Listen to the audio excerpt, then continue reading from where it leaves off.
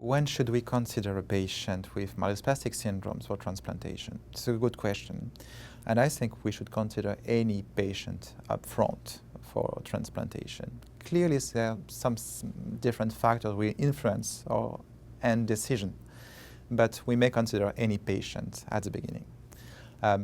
Age is one of the main things that we need to consider, but not only the ID card age, but physiological age, more than just the ID one.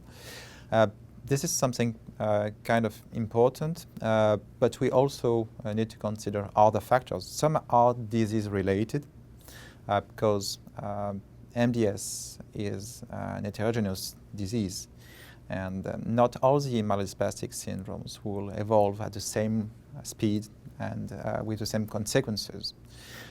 So for the moment, the general strategy is to consider patients for transplantation if they had a low-risk disease, meaning a low risk of progression to acute myeloid leukemia, only in the later stages of myelodysplastic syndromes. We have some times before the consequences of cytopenia became strong enough to consider transplantation and its potential risks.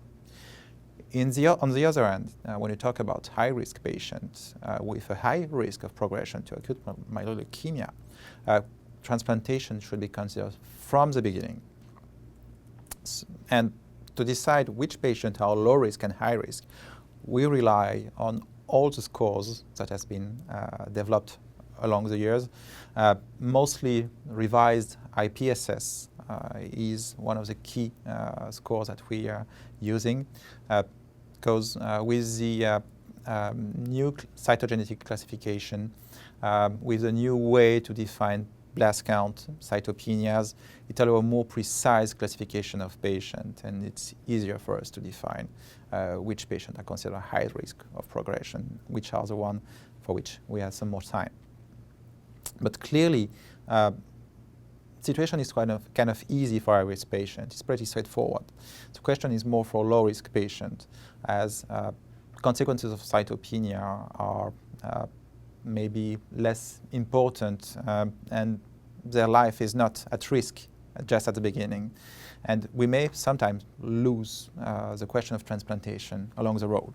But it's important to consider it, I think, from the beginning, especially as patients are aging, and this may represent an issue after.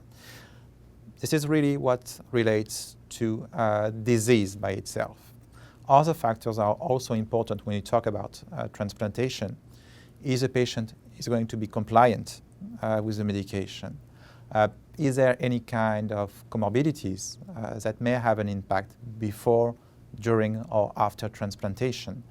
And considering transplantation is not thinking about it and looking for the HLA matching. It's also getting to a really comprehensive workup to be sure that the patient is fit for transplantation. Especially when we keep in mind that most of the patients diagnosed with myelodysplastic syndromes are 60 or older. This is a population of patients for which the risk of non-relapse mortality is more important.